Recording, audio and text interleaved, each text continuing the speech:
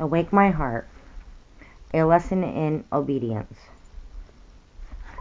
His mother saith unto the servants, Whatsoever he saith unto you, do it. John 2:5. In my early teens, I was a pleasure-loving young worldling. My spiritual desires were feeble. The pull of the world was strong.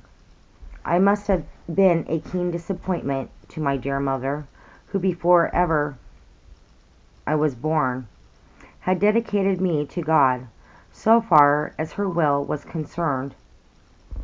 For the Christian ministry, she was patient with me, however, and wise. She did not try to force her religion on me, but took all the little opportunities which came her way to influence me favorably.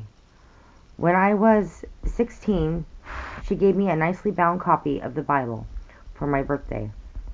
Though at that time I never read the Bible, and on the flyleaf she inscribed it thus: To my dear son, on his 16th birthday following, which was a suggested motto for my life, Whatsoever he saith unto you, do it. John 2:5.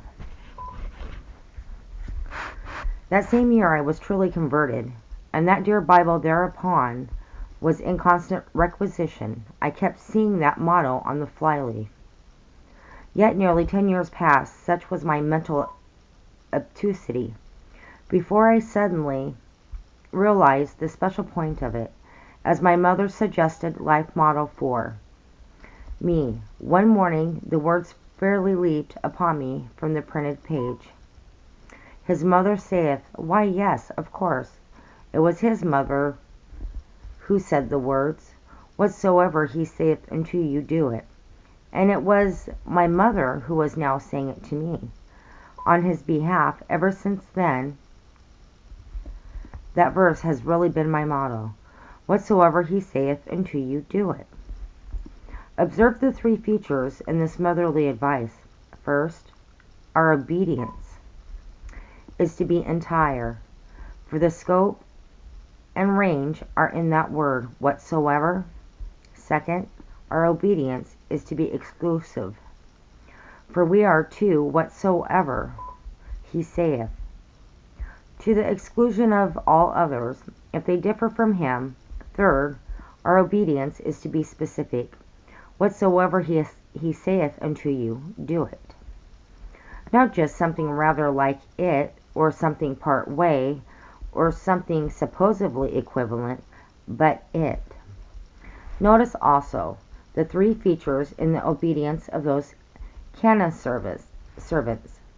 They obeyed immediately, as verse 7 indicates.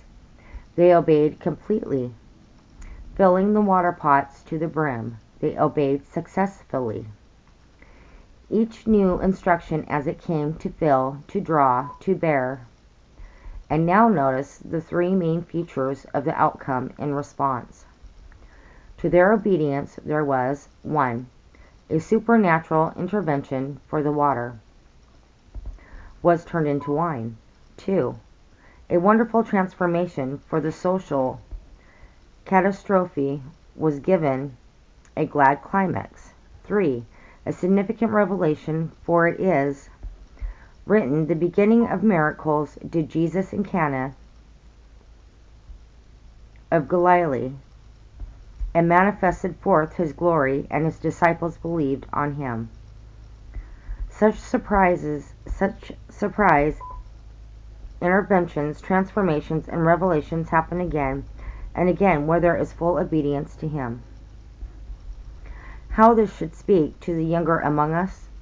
Young friend, in so far as choice of career rests with yourself, let this be your governing motto. Whatsoever he saith unto you, do it. Let that same motto govern love, courtship, wedlock. When Jesus is left out of the wedding, sooner or later, in a spiritual sense, the wine fails. But when he is the guest of honor, he turns the water into wine, sublimating our poor human love into a joy which is a very foretaste of heaven. of heaven.